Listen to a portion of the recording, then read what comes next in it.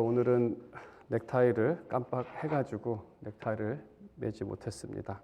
혹시 궁금해하실까봐 미리 말씀을 드립니다.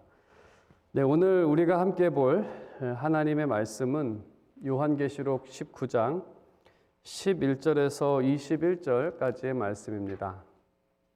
요한계시록 19장 11절에서 21절까지의 말씀을 우리가 한 구절씩 번갈아가며 교독하고요. 21절은 함께 읽도록 하겠습니다. 제가 먼저 19장 11절 읽겠습니다. 하나님의 말씀입니다. 또 내가 하늘이 열린 것을 보니 보라 백마와 그것을 탄 자가 있으니 그 이름은 충신과 진실이라. 그가 공의로 심판하며 싸우더라.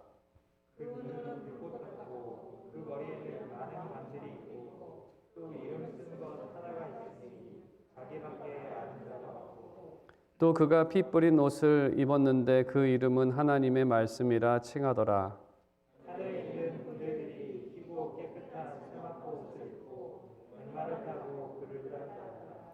그의 입에서 예리한 검이 나오니 그것으로 만국을 치겠고 친히 그들을 철장으로 다스리며 또 친히 하나님 곧 전능하신 이의 맹렬한 진노의 포도주 틀을 밟겠고 그 옷과 그 다리에 이름을 쓴 것이 있으니 만왕의 왕이요 만주의 주가 하리라. 또 내가 보니 한 천사가 태양 안에 서서 공중에 나는 모든 새를 향하여 큰 음성으로 외쳐 이르되 와서 하나님의 큰 잔치에 모여 왕들의 살과 장군들의 살과 장사들의 살과 말들과 그것을 탄 자들의 살과 자유인들이나 종들이나 작은 자나 큰 자나 모든 자의 살을 먹으라 하더라. 또 내가 보매 그 짐승과 땅의 임금들과 그들의 군대들이 모여 그 말 탄 자와 그의 군대와 더불어 전쟁을 일으키다가 짐승이 잡히고 그 앞에서 표적을 하던 거짓 선지자도 함께 잡혔으니 이는 짐승의 표를 받고 그의 우상 중에 경배하던 자들을 표적으로 기록하던 자라. 이 둘이 산 채로 유황불 붙는 곳에 던져지고. 함께 읽겠습니다. 그 나머지는 말 탄 자의 입으로부터 나오는 검의 죽음에 모든 새가 그들의 살로 배부리더라. 아멘. 네, 오늘 우리가 함께 본 말씀은 우리가 지난주 바벨론 멸망에 대한 말씀 이후에 이제 바벨론을 다스리던 용과 짐승의 마지막을 기록하고 있습니다.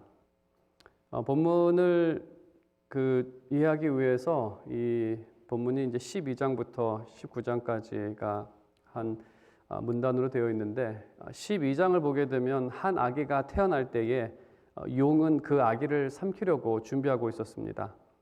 하지만 그 아기는 하나님 보좌 앞으로 올라가 용은 실패했고 그래서 용은 광야의 교회를 핍박하기 위해서 광야로 가는 모습이 12장에 등장했습니다.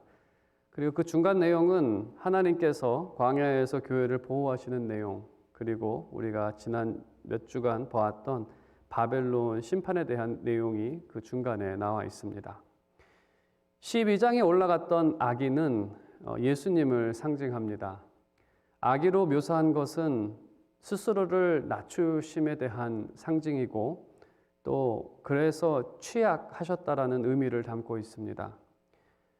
사탄은 주님을 넘어뜨리려고 했었습니다. 용이 그를 삼킨다는 게 그러한 의미죠. 이 땅에 있으면서 주님을 넘어뜨리려고 했었고 결국 주님을 죽였습니다. 하지만 하나님께서는 그를 죽은 자 가운데 살리셨습니다. 그리고 주님을 높이셨습니다. 예수님께서는 부활 승천하셔서 하나님 보좌 우편에 앉으시게 됩니다. 그리고 오늘 11절에 있는 것처럼 바로 때가 되었을 때 주님은 다시 오십니다. 그 오시는 모습을 지금 우리에게 보여주고 있는 것입니다. 그래서 예수님께서 다시 오실 그 모습을 이상으로 보고 요한은 오늘 본문을 기록하고 있습니다. 그리고 우리에게 전달하고 있습니다. 11절에 기록된 것처럼 다시 오실 주님의 사명을 그 심판으로 언급하고 있습니다. 예수님께서 첫 번째 오셨을 때는 구원 사역을 하셨고 재림 때에는 본문에 기록된 것처럼 심판과 싸움, 전투라고 할 수 있습니다.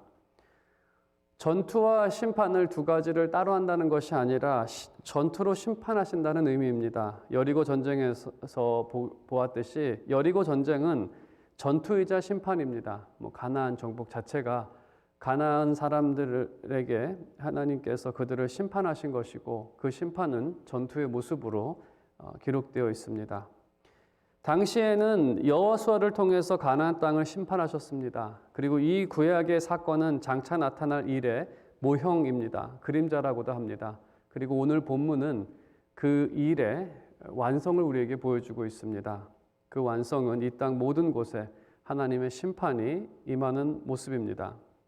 그리고 11절을 보게 되면 그 심판의 근거가 충신과 진실이라고 되어 있습니다. 그분의 이름을 충신과 진실이라고 되어 있는데 그 충신이라는 것은 신실하다는 것을 의미합니다. 그리고 진실, 그것이 이 심판의 근거가 됩니다. 창세기 3장을 보게 되면 하나님께서는 뱀과 여자의 후손이 싸울 것을 말씀하십니다. 그리고 하나님께서는 여자의 후손이 뱀의 머리를 깨트릴 것이라는 승리를 말씀하십니다. 그리고 이 말씀이 성취될 때, 정말 그 뱀의 머리가 깨어질 때에 하나님의 말씀이 참이 됩니다. 그게 진리고 진실이 되는 거겠죠. 또한 하나님께서는 약속에 신실하신 분이십니다. 하나님께서 약속에 신실하시고 하나님 말씀이 진실되기 때문에 뱀은 반드시 심판을 받을 것입니다. 그리고 그 심판의 모습이 오늘 기록이 되어 있는 것입니다. 하나님 말씀이 진실되고 하나님께서 신실하시기 때문에 하나님께서는 심판과 전쟁을 하시는 겁니다. 12절부터 뱀을 심판할 심판자의 모습을 묘사하고 있습니다. 그 눈은 불꽃과 같은 눈을 갖고 있다는 것은 그 앞부분에서도 예수님을 그렇게 묘사를 했는데 그것은 주님 앞에 모든 것이 드러나고 숨을 수도 없고 숨길 수도 없다는 의미입니다. 머리에는 많은 관들을 쓰고 계십니다. 이 말의 의미는 용에 대한 묘사와 비교하면 그 의미를 우리가 알 수 있는데 용은 7개의 왕관을 쓰고 있었습니다. 그때 7개의 왕관은 완전수이고 세상의 모든 왕들을 다스리는 공중 권세를 가졌다는 것을 의미한다라고 설명해 드렸습니다. 그리고 그 용은 그러한 권세를 갖고 세상의 왕들을 움직여 사람들을 미혹하고 교회를 핍박했습니다. 주님께서 많은 관들을 쓰고 계신다는 의미는 용의 권세와는 비교할 수 없이 더 큰 권세를 가지고 있다는 의미를 말합니다. 주님은 모든 영역을 다 다스리십니다. 심지어 용이 행하는 모든 일들도 주님의 통치를 벗어나지는 못합니다. 하지만 주님께서 다스리는 방법은 그렇게 알 수는 없습니다. 어떻게 그게 가능한지. 용은 용이 자기 일대로 막 하는데 그것도 결국에는 하나님의 주님의 통치 범위에서 일어나는 일이라는 것. 그것은 우리가 십자가를 통해서 알게 된 일이기는 하지만 아무튼 우리는 주님께서 다스리는 방법을 구체적으로 알 수는 없습니다. 그래서 12절에 왕관에 하나의 이름이 기록이 되어 있는데 그 이름을 아는 자가 없다라는 것이 바로 그 의미입니다. 분명히 하나님께서 다스리는 것은 확실한데 정확하게 어떻게 다스리는지에 대해서는 알 수 없는, 주님께서 온 세상을 다스리시지만 그 섭리로 다스리는 것을 우리가 다 해석할 수는 없을 것입니다. 그래서 주님은 누구의 조정을 받거나 누구의 영향도 받지 않으십니다. 만일에 하나님께서 어떻게 일하시는 방법을 안다면 사람들을 그것을 이용할 것입니다. 만일에 하나님께서 예를 들어서 헌금을 500불을 하면 이거를 들어준다라는 그렇게 작용되는 방법으로 한다라고 한다면 분명히 악인들을 그것을 이용할 것입니다. 하나님께서는 몇 월 며칠 날 오신다는 것을 안다면 악인들은 열심히 악을 저지르다가 그때만 아닌 것처럼 할 것이겠고, 하지만 하나님의 그 방법은 아무도 모르기 때문에, 그 섭리죠. 섭리를 아무도 해석할 수 없기 때문에 하나님은 누구의 방해를 받거나 또 하나님께서는 누구의 영향을 받지 않습니다. 16절에 기록된 것처럼 그는 진정한 만왕의 왕이고 만주의 주입니다. 절대 주권자시고 그 누구에 의해서 절대로 휘둘림을 당하지 않는 분.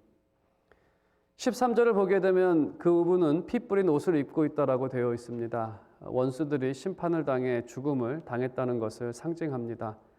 그리고 그분의 이름을 하나님의 말씀이라고 칭하는데 13절에 그것은 그 요한이 요한계시록 외에 또 요한복음을 기록했는데 요한복음에 보게 되면 그 하나님 말씀이라는 의미는 하나님을 나타내시는 분, 그래서 여기서는 하나님의 능력과 공의를 나타내는 분으로 묘사가 됩니다.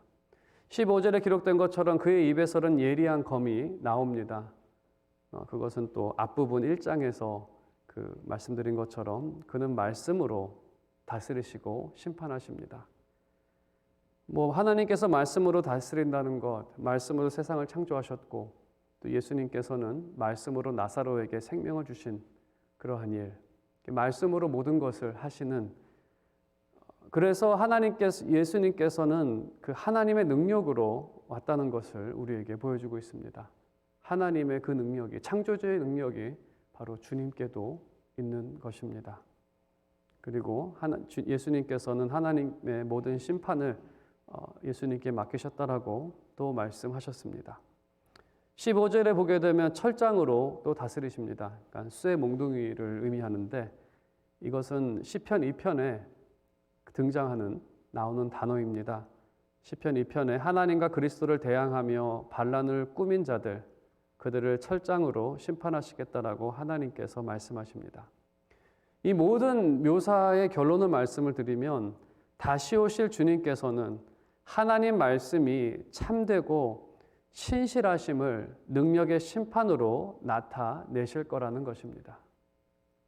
그리고 그날 모든 사람들은 주님을 보며 하나님의 능력과 그 위엄을 목격하게 될 것입니다. 심판의 날, 심판자의 모습을 묘사한 후에 17절을 보게 되면 한 천사가 그 공중에 나는 새들에게 하나님의 큰 잔치에 참여할 것을 명령합니다. 그러면서 그들을 위해 마련된 그 잔치에는 언제나 음식이 있지 않겠습니까? 그 음식은 그 사람들의 살이라고 되어 있습니다. 높은 지위를 가진 왕부터 가장 낮은 종까지 모든 사람의 인육이 새들이 잔치를 벌리는 그러한 고기가 될 거라고 말하고 있습니다. 이 말씀은 에스겔서 38장과 39장에 더 자세하게 나온 말씀이고 그 말씀의 성취이기도 합니다. 제가 에스겔서 38장과 39장 이 말씀에 대해서 전에 한번 설명을 한 적이 있습니다. 거기서 말하고자 하는 의도는 이 뒤바뀐 상황을 말하고 있는 것입니다. 보통 잔치가 벌어지면 사람들은 새와 짐승을 죽여서 그 살을 먹습니다. 그것이 이제 잔치에 벌어지는 일입니다. 고기를 먹는다고 하죠. 필리핀에 제가 갔을 때 해도 어떤 잔치에서 그 돼지, 아주 큰 돼지는 아니고 이만한 돼지 한 마리를 통으로 그냥 몇 시간 동안 이렇게 굴려서 구워서 그렇게 잔치를 벌립니다. 동물들이 이성이 있다라고 한다면 그것은 너무나 잔인한 일이겠죠. 그들이 봤을 때에는.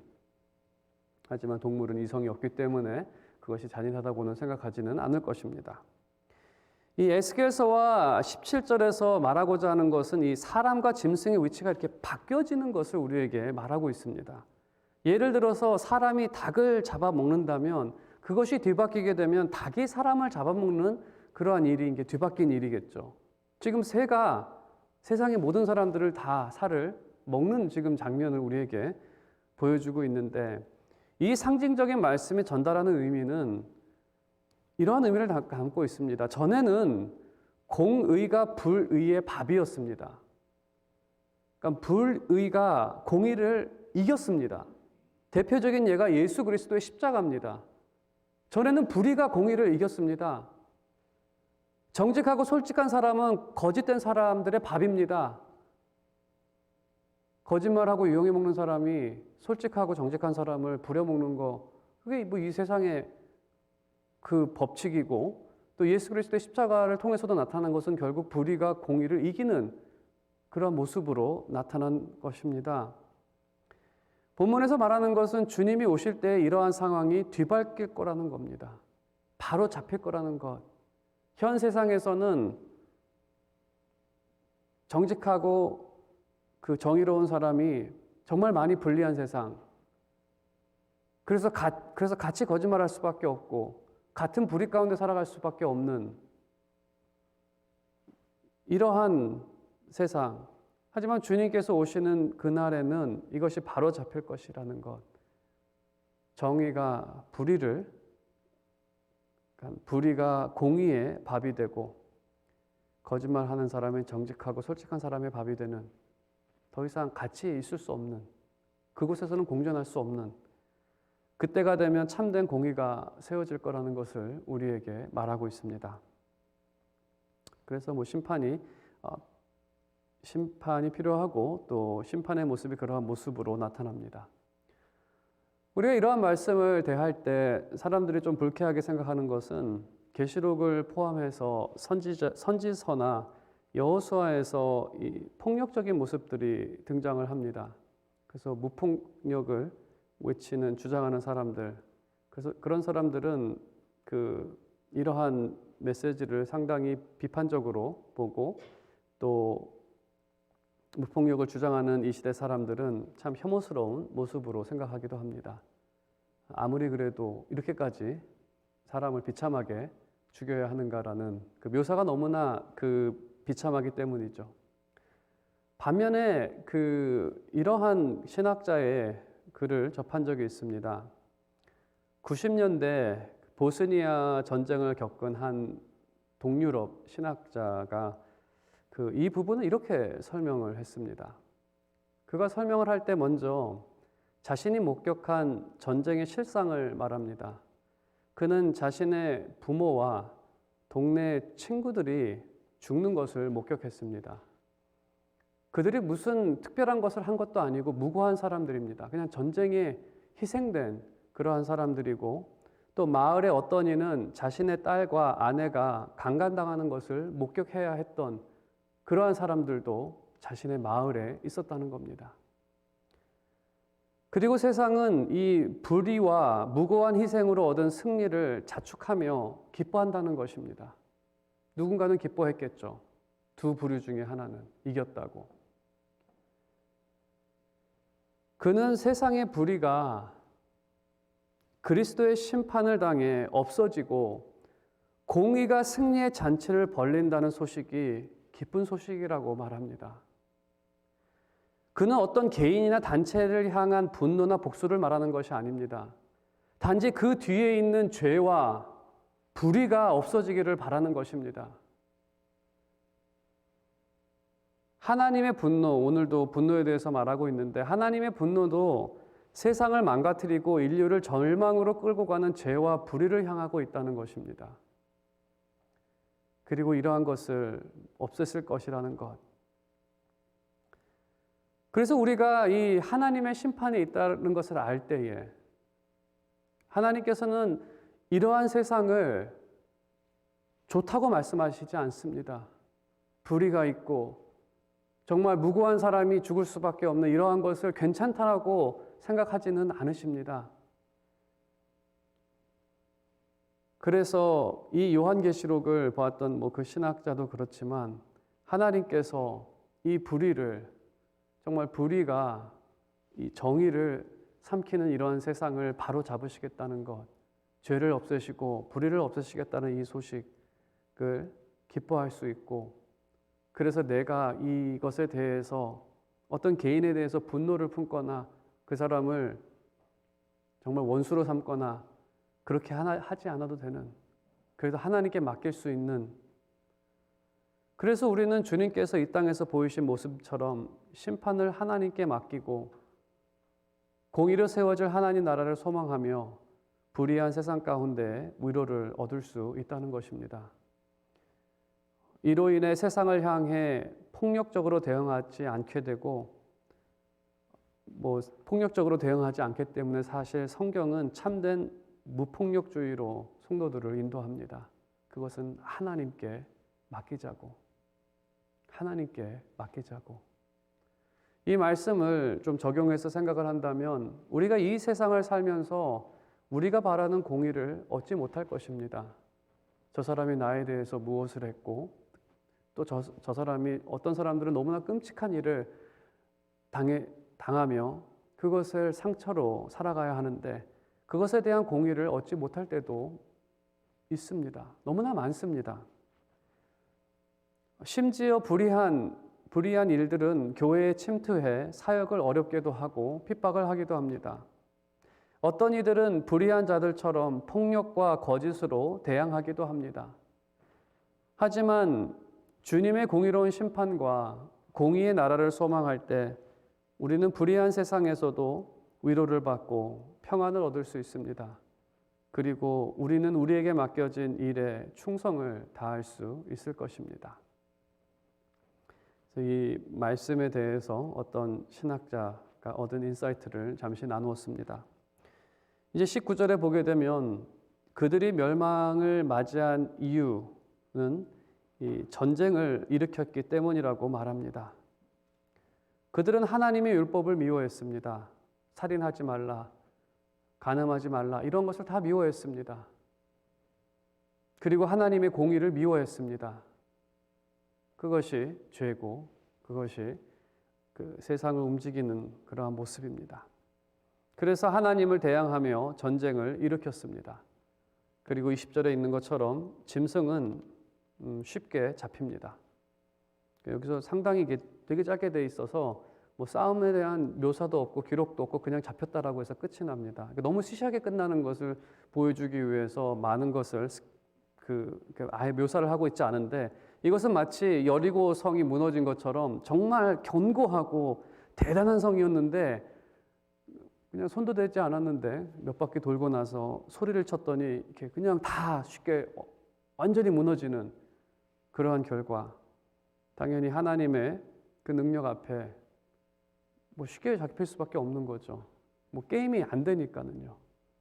주님과 이 세상을 움직이는 이 악에 대해서. 그래서 바벨론은 무너졌고 짐승과 거짓 선지자는 단번에 잡힙니다. 거짓 선지자에 대해서 좀 설명을 하는데 거짓 선지자는 말 그대로 이렇게 말을 하는 사람입니다. 자신의 말로 사람들을 미혹했습니다. 미혹된 자들은 거짓 확신인 짐승의 표를 받고 짐승을 경배하게 됩니다. 짐승의 표라는 것은 그 성령의 인침과 대조해서 짐승이 또 나눠주는 건데 성령의 인침이 구원의 확신이라고 한다면 짐승의 표는 그들에게 어떤 확신을 심어주는 그러한 표입니다. 본문에서 말하는 어떤 짐승과 거짓 선지자는 특정 인물을 말하는 것은 아닙니다. 태초에서부터 그리스도의 재림까지 사람들을 미혹했던 것으로서 시대마다 다양한 모양과 방법으로 나타났던 이 다양한 그것을 움직이는 배후에 있는 우리가 알지 못하는 그러한 영적인 것을 의미합니다. 그들은 오늘 본문에 읽는 것처럼 산채로 유황불에 붙는 그 연못에 던져집니다. 거짓 선지자와 짐승이죠. 바벨론이 무너지고 짐승과 거짓 선지자가 사라졌을 때 남는 것은 그들을 따랐던 짐승의 표를 가진 사람들, 그들의 심판이 21절에 기록이 되어 있습니다. 그들은 그제서야 자신의 삶이 얼마나 큰 범죄였는지 깨닫게 되고 어리석음을 깨닫게 됩니다. 그전까지 바벨론이라는 곳이 있었을 때에는 바벨론의 그 영광을 보면서 괜찮다라고 생각했었고 거짓 선지자의 말을 끝까지 속아서 괜찮다고 했는데 거짓 선지자가 없어지고 짐승의 표를 받아놓고선 이걸로 내가 구원을 받을 수 있다라고 생각을 했는데 짐승조차도 다 없어지고 마는 마치 모래 위에 집을 지은 것처럼 모든 것이 다 그들 앞에서 사라져버리는 참 끔찍한 일이죠. 이 말씀을 그 계시록 전체의 내용을 통해서 생각해 본다면 이 말씀은 그리스도 밖에서 다른 것을 붙잡고 자신의 인생이 괜찮다고 안전하다고 생각하는 사람들에 대한 경고의 말씀이 될 것입니다. 누구보다도 이 요한계시록 앞부분에 나와 있는 라오디게아 교회와 같은 교회들에게 주는 경고의 말씀입니다. 라오디게아 교회는 스스로 부자라고 얘기했습니다. 그 이유는 재산이 아마 요한계시록에 있는 7교회 중에서 가장 부자 교회가 라오디게아 교회일 것입니다. 그 지역에 지진이 났을 때에 많은 것이 무너졌는데도 그들은 스스로의 힘으로 돈이 많아서 그냥 일어났던 교회입니다. 그래서 그들은 재물이 많아서 스스로 괜찮다고 다른 것에 확신을 잡고 있었던 교회죠. 하지만 주님께서 그들에게 이렇게 말씀하십니다. 너희는 가난하고 너희는 헐벗었다고. 그래서 예수님께서 문 밖에서 두드리고 계시기 때문에 그를 안으로 모시고 와라고 말씀하시지 않습니까? 그래서 이 마지막 안타깝게도 끝까지 하나님을 대적하고 하나님의 율법을 따르지 않고 싫어하고 미워하고 짐승과 함께 정의를 싫어했던 이 사람들, 마지막에는 아무것도 남지 않는 헐벗고 가난한 모습으로 심판을 당하게 되는 그러한 결과로 나타납니다. 오늘 말씀의 결론을 맺겠습니다. 하나님의 말씀을 따라 살아가는 사람들은 세상의 불의 가운데 신음할 수밖에 없습니다. 우리는 하나님을 믿고 의지함으로 정직하고 또 공의롭게 살아가기 때문에 선을 베풀며, 하지만 우리가 선을 베풀 때 세상은 그것을 이용하고 또 그것을 감사하게 생각하지도 않는 그러한 모습까지도 있습니다. 그래서 세상의 불의 가운데 하나님 말씀을 따라가는 사람들은 신음할 수밖에 없습니다. 하지만 완전한 공의로 나타날 하나님 나라, 정말 내가 선함을 할 때, 선함으로 심을 때 열매를 얻을 수 있는 그 공의로운 나라, 완전한 공의로운 나타날 하나님의 나라와 그리스도의 재림과 악에 대한 심판은 그렇게 신실하게 살아가는 성도들에게 큰 위로가 됩니다. 반면에 세상의 불의에 동참하는 자, 세상의 불의를 방조 및 동조하는 사람들에게는 경고의 말씀이 오늘 본문의 말씀이 될 것입니다. 주님의 뜻은, 이 말씀에 나타난 주님의 뜻 적용해 보면 이렇습니다. 첫 번째는 세상의 불의에 참여하지 않는 것이고, 두 번째는 그렇다고 세상의 불의로 인해 그들을 적대시하지 않는 것. 심판은 하나님께 맡기고 우리에게 맡겨진 일에 충성을 다하는 것. 하나님 나라 백성답게 하나님 말씀을 따라 정직과 사랑으로 살아가는 것. 이것이 바로 우리에게 있는 것이고, 또 우리에게는 분명히 이 마지막이 있기 때문에 우리는 하나님의 말씀을 따라 살아갈 수 있고 동기를 얻을 수 있을 것 같습니다. 진정으로 바라는 것은 여러분 모두가 환난과 같은 상황에서도 말씀을 통해 하늘의 위로를 받으며 힘차게 믿음으로 소망하며 살아가는 그런 여러분의 삶이 되시기를 주님의 이름으로 축원드립니다.